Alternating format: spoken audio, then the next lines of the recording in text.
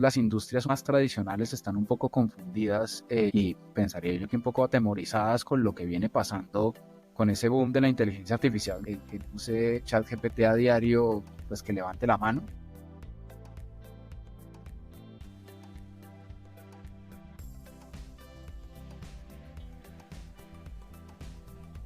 En este nuevo episodio de Mundo Data Driven, continuamos con la serie El Camino del Líder de Datos. Y en esta oportunidad tenemos un gran invitado. José Licero es el CEO de Zooms, una empresa de consultoría en datos y analítica del Grupo Santo Domingo. José, bienvenido y muchas gracias por acompañarnos. José, a ti mil gracias por la invitación y honrado de poder participar en tu programa. Muchas gracias, José. Y bueno, cuando las personas vean tu perfil en LinkedIn van a ver que eres prácticamente, como se dice, un emprendedor, ¿no? Has venido trabajando en estas diferentes empresas, startups, pero también vienes del mundo de consultoría. Cuéntanos, por favor, un poco sobre tu trayectoria y cómo llegaste a ser el CEO de Sons. Sí, primero que todo, pues mi background es bastante técnico, o sea, soy ingeniero de sistemas y mis trabajos iniciales fueron alrededor del tema de infraestructura, hasta que la nube lo volvió un trabajo distinto. De ahí tuve la buena fortuna de trabajar durante más de una década en una consultora colombiana que se llama Advantis.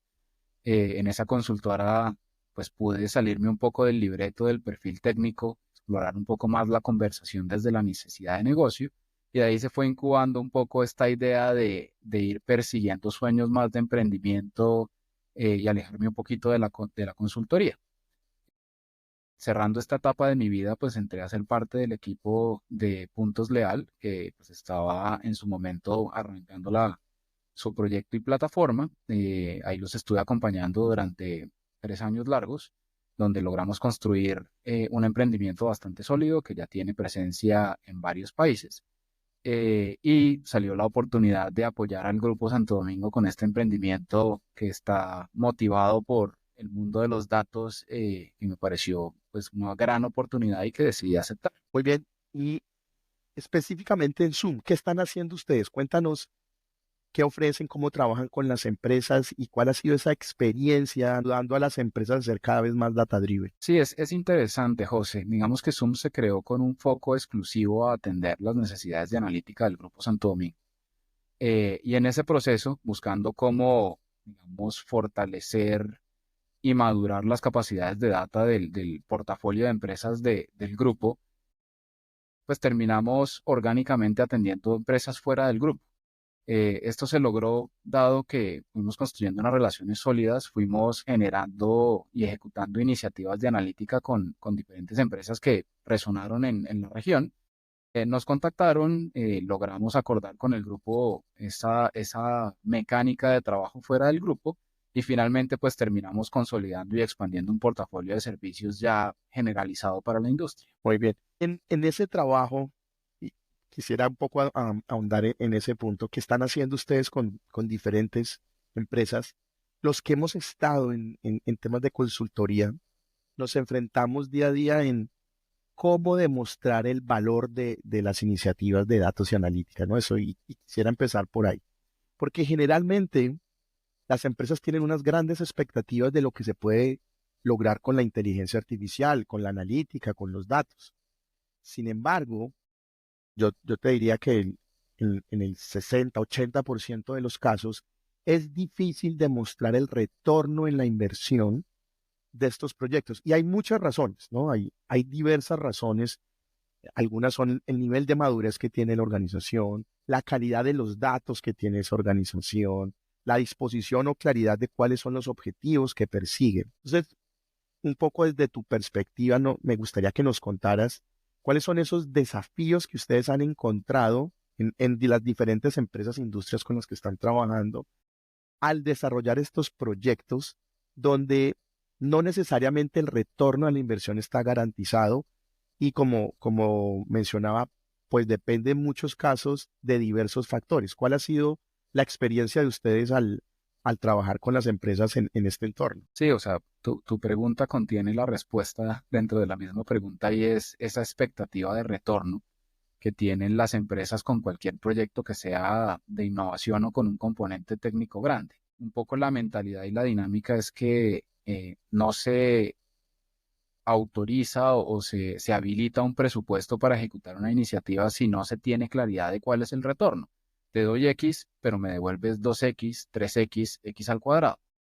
Y eso, pues digamos, afecta de muchas formas las iniciativas de analítica. Primero que todo, por lo que tú dices, no necesariamente es elemental en una iniciativa de analítica poder identificar el retorno y poder comprometerse, digamos, a una atribución después de la ejecución de tanto dinero de vuelta para poder buscar ese compromiso de negocio. Depende de la madurez del negocio, depende de qué tan evolucionado está en sus capacidades con la data, cómo está en temas de gobierno, arquitectura, talento, etcétera, que pues hace que sea, digamos, muy difícil poder llegar a comprometerse. Lo otro que pasa, José, es que pues existe una equivocada confusión entre comparar y hacer equivalentes un proyecto de desarrollo de software con un desarrollo de analítica de datos. Entonces, los negocios se imaginan que es la misma dinámica de reunir unos stakeholders, hacer una buena planeación e identificación de requerimientos. Sobre esos requerimientos se hace un diseño, se ejecuta una implementación, se entrega un producto de software y se hace un mantenimiento periódico para asegurar que el producto no se rompa.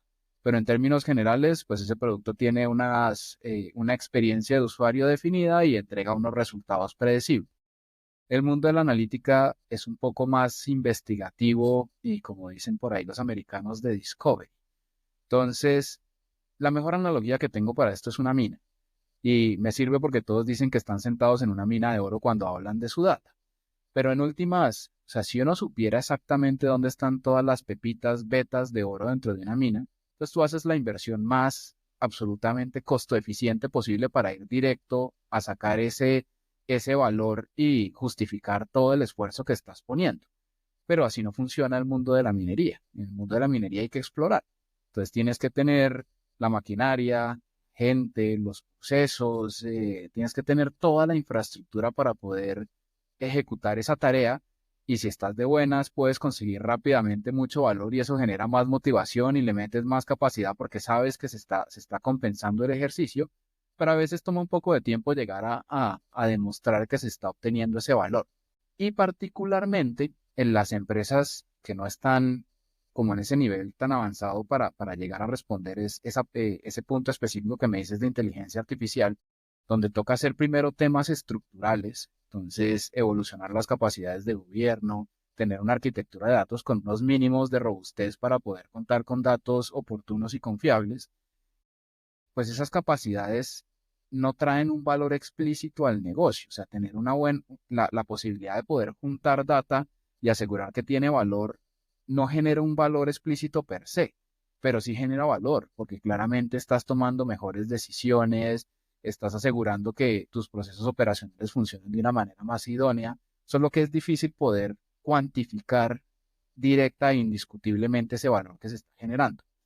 Ahora, cuando las empresas ya empiezan a superar estas etapas iniciales y tienen un nivel de madurez más fuerte, entonces ya te empiezas a aventurar a hacer casos de uso, seguramente se pueden hacer de una manera temprana cuando ya se empiezan a tener ciertas capacidades, pero ya en el momento en que tú pones un caso de uso, que por ejemplo un pronóstico de la demanda, y ya tienes, digamos, la suficiente información y los medios para poder construirlo y demostrar que está generando una predicción confiable, ya en ese momento se vuelve un poco más simple decir, el valor está ahí, valió la pena hacer el esfuerzo y ya estamos capturando ese valor.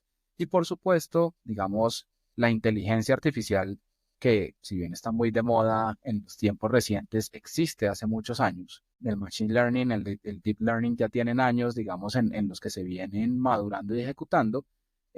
Un poco el buzzword y las nuevas capacidades técnicas que existen, pues permite hacer que estos proyectos se tengan más en cuenta dentro de los equipos directivos y se tengan mejores capacidades también para su ejecución y sus resultados. Entonces, es un poco confiar en el proceso, José, es un poco darse cuenta que uno no está, o sea, que por supuesto lo que quisiera es empezar a poner un proyecto de analítica y recibir un valor inmediatamente, pero hay que entender que de pronto no estoy listo para eso todavía y lo que tengo que es ir madurando y dejarme ayudar con gente que sepa de este tema para poder estar finalmente, digamos, recogiendo esos frutos cuando la organización esté en un nivel más maduro y ojalá en esos estados que todos llamamos y en los que queremos estar, que es tener una organización data driven.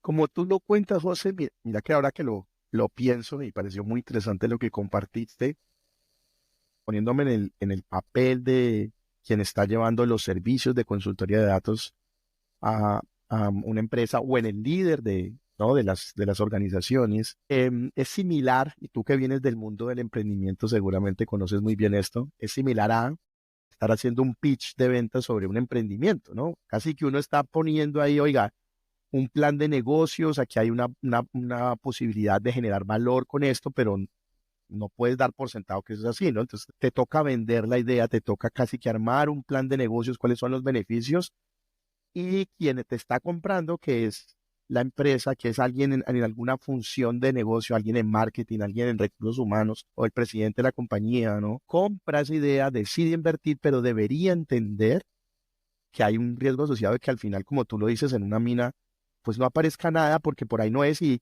lo que el modelo exige es que hay que iterar.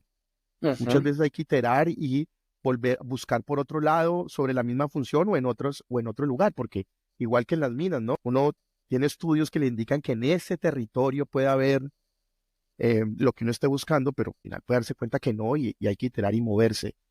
En tu experiencia, ¿consideras que esta mentalidad existe en las personas de negocio, en las compañías, la de entender esto de esta manera, invertir y si no funciona, iterar?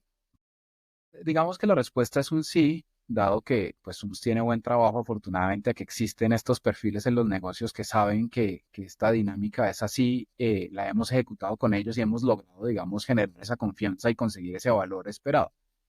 Pero no es algo digamos, encuentres con facilidad en el mercado latinoamericano. Digamos, las industrias un poco más tradicionales están un poco confundidas y pensaría yo que un poco atemorizadas con lo que viene pasando con ese boom de la inteligencia artificial, donde aparte en las juntas directivas les están diciendo, ¿y usted qué está haciendo con AI? Si usted no tiene AI, no está siendo competitivo en el mercado y es como, ¿y yo cómo me como esto? Yo cómo avanzo con esto? Y resulta que, pues, terminan llamando a Sums o alguna otra empresa que ofrezca este tipo de servicios de consultoría en el mercado. Y no es un proyecto de desarrollo de software donde te contrato por 3 meses, vienes, te vas y yo quedo con la capacidad solito y hacia adelante, sino que yo llego con un pitch más donde pues, busco entender su estrategia, busco entender qué es lo que quisiera lograr con la data y cómo esa data se puede volver ese habilitador verdadero de la estrategia y siente que un poco que pues este tipo de empresas están buscando es como perpetuarse en su negocio y eso intimida. Y por si acaso no es mi intención quedarme innecesaria e irrelevantemente en un negocio, lo que yo quiero es poder ayudar a impulsar ese proceso de maduración que entienda, pues ya con un conocimiento que existe y está desarrollado dentro de esta empresa, cómo hacer las cosas bien desde el inicio, cómo minimizar el error, cómo hacer la mejor ruta de recorrido de esa mina para tratar de maximizar el encontrar ese oro en los puntos donde se encuentra. Lo que tú decías, o sea, si hay estudios, eh, hagamos el símil, que ese estudio es como la maduración de saber, es que yo sé que uno cavando por acá le llega, pero esa maduración se logra cuando tú has cavado los últimos años demencialmente. Ellos no han empezado a hacer eso. Entonces yo puedo poner ese know-how sobre la mesa y ayudar a que ese equipo madure a una velocidad mucho más rápida. Y eventualmente va a pasar que ellos me van a decir muchas gracias, tenemos una organización más madura, sentimos que ya somos en verdad data driven o estamos cerca de ser data driven y es el momento en que nosotros nos vayamos solos y cualquier cosa los estamos consultando si tenemos algún tema muy específico que sintamos que ustedes nos pueden apoyar. Yo estoy perfectamente alineado y como contento y motivado de que ese sea el escenario. Pero el asunto es que empezar es difícil. Empezar cualquier disciplina nueva es difícil. Y si tú te dejas asesorar de quien ha demostrado que ya domina y tiene y puede demostrar buenos resultados sobre esa disciplina, pues la vida es un poco más sencilla, ¿no? Y en ese sentido, ¿no? Porque yo estoy con vos, con lo que decís. Para mí, la mayoría de las empresas están en ese estado que acabas de describir, ¿no? Y hay mucha confusión por todo el ruido que está haciendo ahora la inteligencia artificial generativa. Pero hablemos un poco de los casos de éxito, aquellos donde sí encuentras esa receptividad sobre el potencial o no que puede haber, pero que hay que empezar a trabajar, a explorar hasta que se encuentra esa beta de oro que son los datos y la analítica en algunos casos de uso. ¿Hay algunos ejemplos que nos puedas compartir exitosos donde ustedes hayan transformado empresas utilizando estas capacidades? Claro que sí. Y digamos que ya me voy a concentrar más en el valor explícito de negocio, pero quiero decir que para todo el portafolio de clientes de Sums hemos tenido que hacer capacidades estructurales para poder arrancar. No hemos encontrado un negocio que tenga todavía una arquitectura de datos lo suficientemente robusta para que uno pueda impulsar este tipo de iniciativas con confiabilidad. Y ojo, esto no quiere decir que tener una arquitectura de datos es un proyecto de 2 años, donde hasta después de 2 años yo tengo los famosos servicios de nube y me estoy gastando una cantidad importante de dinero al mes en esos servicios para empezar a obtener valor.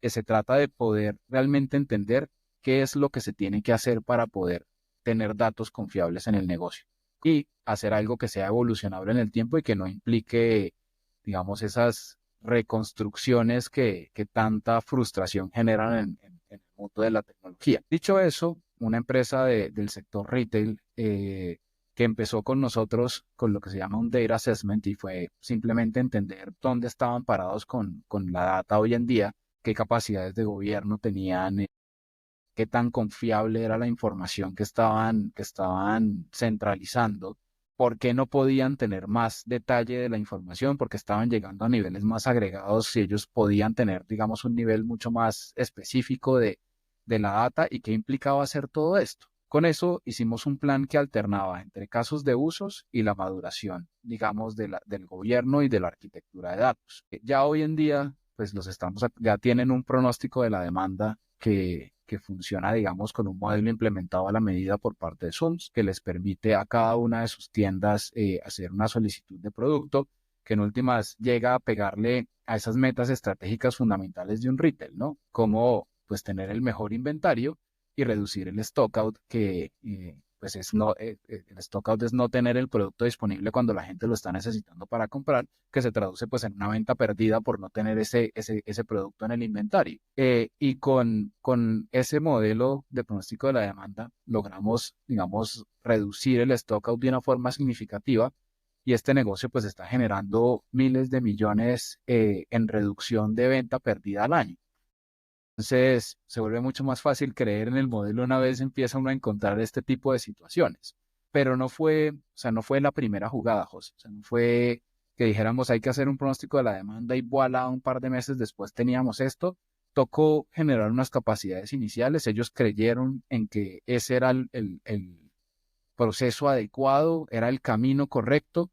Llegamos allá y ejecutamos. Ahora, esta es una organización grande donde pues este tipo de labores son pesadas y toman un esfuerzo importante. Tenemos otros, digamos, un e-commerce que es una organización igual de un tamaño importante, pero en una escala significativamente menor al retail que les acabo de comentar, donde pues hacer la evolución de la arquitectura de datos fue más sencillo, era una organización que ya era cloud-based desde el inicio, en capacidades tecnológicas estaban más alineadas con lo que se necesitaba, y pasar a ejecutar un proyecto de optimización de rutas, por ejemplo, para poder hacer pues esta gestión de reducción del gasto, pronóstico de la demanda, segmentación de clientes, fue un poco más sencillo, ¿sí? Y pues ya, digamos, en la medida en que hemos venido ejecutando esas diferentes dinámicas, la arquitectura va evolucionando de la mano, el gobierno va evolucionando de la mano y iterativamente la organización se está volviendo mucho más fuerte en su capacidad con los datos. También tenemos un ejemplo muy bonito con el sector de hotelería y turismo, donde ellos tenían una visión, digamos, única de lo que era su buyer persona, ese perfil de cliente al cual ellos tienen que atender dentro de sus campañas comerciales y de mercadeo. Habían hecho, pues digamos, una definición general y lo que nosotros logramos demostrarles una vez pudimos centralizar y mejorar la calidad de los datos fue que ese perfil de persona, de cliente, ese buyer persona es distinto del país de origen al país destino y de la temporada del año en la que está viajando. Eh, Entonces, no es lo mismo, digamos, cuando la gente que vive en el norte de América o de Europa, que está en el invierno, está pues viajando en diciembre y enero porque claramente hay una motivación y es huir del frío y están Claro. buscando pues digamos hoteles en condiciones climáticas más agradables que una persona que está viajando de una zona que no tiene estaciones. Y hay que entender muy bien también cuál es la motivación de ese viaje. Entonces se suele generalizar que pues si el hotel tiene muchas atracciones familiares, entonces el perfil de persona es grupos familiares completos con niños y lo que necesitas es tener es mucha actividad, mucha recreación para que todos estén entretenidos, cuando de repente te das cuenta que el que está viajando son parejas de adultos mayores que están huyendo al invierno y lo que quieren es paz y tranquilidad en clima caliente. Entonces, ¿cuál es tu campaña de mercadeo para ellos?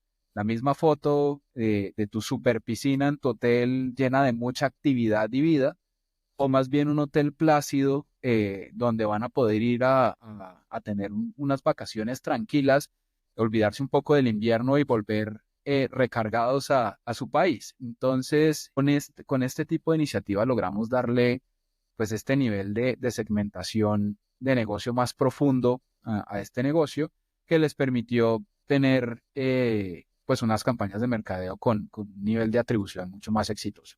Y así podemos seguir, digamos, en mucho el no conocer cuáles son los datos que tú tienes y la potencialidad de esos datos para tu negocio es algo que es revelador para esos equipos directivos cuando tú te sientas, y yo sé que tú tuviste esta experiencia en el pasado, José, y les dices que usted sabía que usted puede llegar a resolver estos temas con la data que tienen, y son, ¿en serio? Hagámoslo ya, ok, sí, o sea, me encanta la motivación, pero ahora vamos paso a paso, vamos resolviendo, vamos recibiendo valor y vamos generando una dinámica que pues que no termina, pero que en el tiempo va generando mejores y mejores capacidades que cuando pues uno mira hacia atrás, pues es un negocio completamente distinto y en verdad es un negocio que se está respaldando en su data.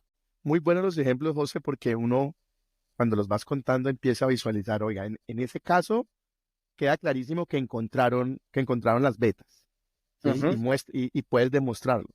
Pero al mismo tiempo, puedes decir, listo, encontramos la beta, pero hay que meterle infraestructura a esto, hay que meterle capacidades a esto si queremos realmente sacar todo el potencial de lo que hay abajo. Al mostrar ese valor, ¿no? Y decir, sacamos este pedacito, miren estas pepas que encontramos acá, pues hay mucha mayor disposición en, o sea, a invertir, a creerle esto, porque de realmente, wow, lo que estamos viendo aquí genera mucho valor.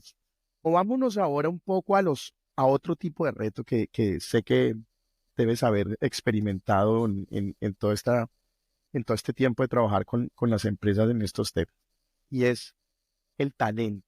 Porque ya hablamos de los retos que tienen las organizaciones a niveles de infraestructura, de arquitectura, pero qué está pasando con el talento en términos de datos e inteligencia artificial en la región? ¿Qué has encontrado? No solo en tus equipos, pero en lo que estás viendo en tus clientes. Cómo están esos skills en esas empresas? Pues asimismo, como pues, las empresas tienen este hype por todo el boom que hay con particularmente GenAI que tú comentabas, eh, pues también el mercado a nivel de talento, de la oferta y la demanda de talento en analítica, pues está muy activo, está muy caliente. Es algo, digamos, yo ya veo universidades que tienen programas que se llaman Estudia para ser científico de datos, que no sé qué tan acertado sea, entendiendo que estos temas, digamos, evolucionan y cambian muy rápidamente y de pronto un científico de datos es otro rol más adelante. Pero lo cierto es que, pues sí está muy de moda sales a buscar talento, particularmente digamos aquí en Colombia, y vas a encontrar una oferta supremamente abundante de personas que quieren trabajar en esto. Ahora el reto es identificar las personas que o ya tienen esas capacidades construidas o que tienen la madera para generarlas. Vamos, hay un indicador que a mí me encanta de SUMS del año pasado, y es que tuvimos más de 650 personas en proceso para contratar 15. Y yo no voy a decir que el resto eran malos, ni mucho menos. Digamos, si hay cierta ligereza en el talento, decir yo soy un ingeniero de datos, yo soy un científico de datos, yo soy analista de Business Intelligence, yo soy un Machine Learning Engineer. Ponerse los tags y atribuirse el rol y el conocimiento, hay veces se hace de una forma arbitraria y podría decir yo irresponsable. Entonces, nosotros lo que buscamos realmente son las personas, sí, o sea, pues si ya tienen esa capacidad construida y comulgan con la cultura de SOMS, pues son bienvenidos a ser parte de este equipo. Si no las tienen, pero vemos la madera, pues nos vamos con la persona porque sabemos que vamos a poder construir esas capacidades de esa persona dentro de este equipo en la interacción que va a tener en su día a día trabajando con nosotros. Ahora, dentro de esa misma dinámica, José, pues hay una volatilidad que uno tiene que entender. Muchas empresas, digamos, contratan gente y se quejan mucho de la retención del talento porque, pues, al estar tan caliente el mercado, pues la gente está recibiendo ofertas todo el tiempo. Y cuando, pues, una persona de este perfil, y sin ánimo de generalizar, llega a trabajar como en temas específicos y no puede salirse de esa dinámica de trabajo para probar otras industrias, otros datasets, otros retos de analítica, pues es probable que esté buscando otro reto en otro lado. Un poco la consultoría tiene esa ventaja, ¿no? Que como tú estás cambiando de clientes, pues hoy estás hablando de retail, mañana estás hablando de fintech, mañana estás hablando de hotelería y turismo, estás hablando de compañías que hacen producción de productos y algunas están maduras, otras están medio maduras, otras inmaduras, otras tienen retos de analítica, de arquitecturas de datos que mueven miles de millones de datos al día, otros tienen sets de datos que son multivariados y que tienen unos retos de calidad más grande. Entonces, en la medida en que tú puedes exponer, digamos, a este tipo de talento a diferentes retos de una forma, digamos, que va variando en el tiempo, pues se vuelve un poco más sencillo retener. Pues aparte, pues tienes que cuidar que tu empresa tenga una cultura que sea llamativa y que los mantenga motivados. Entonces, creo que es un momento bueno para contratar talento porque hay mucho en realidad, pero es algo que uno tiene que saber hacer para poder encontrar esas personas y poder garantizar que el trabajo que se va a hacer se va a hacer de la mejor forma posible. Porque adicionalmente, y esto pasa, digamos, creo que sí es generalizado el mundo de la tecnología y siempre mejores formas de hacer una implementación de un proyecto. Entonces, en últimas, si uno no ve lo que hay dentro de esa caja negra, pues puede que te esté dando una respuesta satisfactoria, pero puede que lo que esté dentro esté construido de una forma ineficiente, costosa o que, digamos, puede degradarse muy rápidamente en el tiempo. Hay que cuidar tener buenos métodos y prácticas para evitar que eso suceda. Y lo otro que está pasando es que pues el mercado latinoamericano y particularmente el colombiano es apetecido por negocios fuera del país, negocios en países con economías más fuertes, que pueden pagar salarios más competitivos. Entonces, pues es una amenaza para la retención, pero es algo con lo que uno tiene que convivir. Y pues para mí realmente el mensaje aquí importante es que pues, las personas que están siendo invitadas a participar en estos procesos tengan muy claro la expectativa de lo que estas empresas están buscando, ¿no? Si conseguir un talento de calidad que van a trabajar en proyectos interesantes, estoy convencido, pero que es un talento que, digamos, es rentable en la medida que se quede en su país de origen y no llegue al país que los está contratando, porque ahí pues ya no se vuelve un negocio interesante para ellos. Y segundo, son dinámicas donde ellos no van a poder aportar como se hace, digamos, en una empresa que tiene su equipo en la misma región, que está localizado, donde pues uno se sienta, o por lo menos en el caso de Sub se sienta y todos construimos la solución. Todos nos sentamos a opinar qué es lo que debemos resolver, dónde está el valor y cuál es la mejor forma de resolverlo. Si esa es la dinámica que están buscando, otra vez no quiero generalizar, es más probable que lo encuentren en una empresa latinoamericana que lo encuentren en una de estas empresas del primer mundo que pues están más orientadas a buscar gente que resuelva unas tareas específicas. En términos de retos, la demanda está clarísima porque las empresas cada vez más están requiriendo em, invertir en este tipo de iniciativas, lo cual hace que se incremente la oferta para suplir toda esa demanda de talento, pero al incrementarse pasa un poco como lo que pasó hace algunas décadas con los temas digitales, con el boom de Internet, donde Ujú. muchos se volvieron expertos de la noche a la mañana en temas de digital, de marketing digital. Está pasando un poco eso y el reto ahí es cómo filtrar y encontrar esos talentos, pero a la vez ya no es solo una demanda local la que existe, sino se expande con las posibilidades de las empresas del exterior buscando ese talento también aquí. Uno empieza a juntar los retos a nivel de arquitectura, los retos de talento, ¿no? Si se está o no entendiendo esa cultura, se está creando esa cultura del valor dentro de las organizaciones. ¿Cuál es tu visión de futuro para las organizaciones en términos de la adopción de lo que significa ser una empresa data-driven? Entendiendo todos estos retos, donde no está asegurado el valor, donde se está compitiendo por el talento, donde las tecnologías avanzan tan rápido. Con todo esto, ¿cómo visualizas que va a ser ese futuro de la adopción de la cultura data-driven para las empresas? Yo creo que es terriblemente alentador. Creo que el mercado, digamos, dentro de un poco esta angustia de poder estar navegando estos mares de la innovación y la inteligencia artificial, pues se está preparando y está como madurando su entendimiento cada vez más rápido. Siento que la gente, los directivos de los negocios ya saben un poco cómo mejor abordar estos temas. Creo que este tipo de iniciativas como la que tú haces, José Milton, con tu canal, son fundamentales para poder llevar un poco ese entendimiento a estas personas. Y yo lo que veo son unos años cargadísimos de actividad, ya con empresas que están dispuestas a apostar más a hacer estas inversiones para tener sus equipos de minería en las mejores condiciones para llegar a esas veticas de oro, digamos, de la mejor forma posible. Sé que, digamos, cada vez empiezan a entender que sí, es una capacidad que tienen que tener para ser competitivos, pero cómo realmente la van a utilizar. Se están informando, se están documentando, hay mucha actividad de conferencias, hay mucha actividad de cursos, capacitaciones, etcétera. Entonces, yo creo que el mundo de la inteligencia artificial y de la data no es una moda pasajera, es un cambio estructural, digamos, en una evolución industrial indetenible que viene. O sea, viene una nueva revolución industrial, una revolución que va a cambiar mucho la forma en la que vivimos, trabajamos, vivimos en familia. El que use ChatGPT a diario, pues que levante la mano. Pues creo que lo más importante es entender que hay unos riesgos, que hay que hacer un esfuerzo para poder incorporar estas capacidades dentro del negocio. La gente cada vez lo está empezando a digerir, está empezando a tomar una postura más a favor de tomar estos riesgos.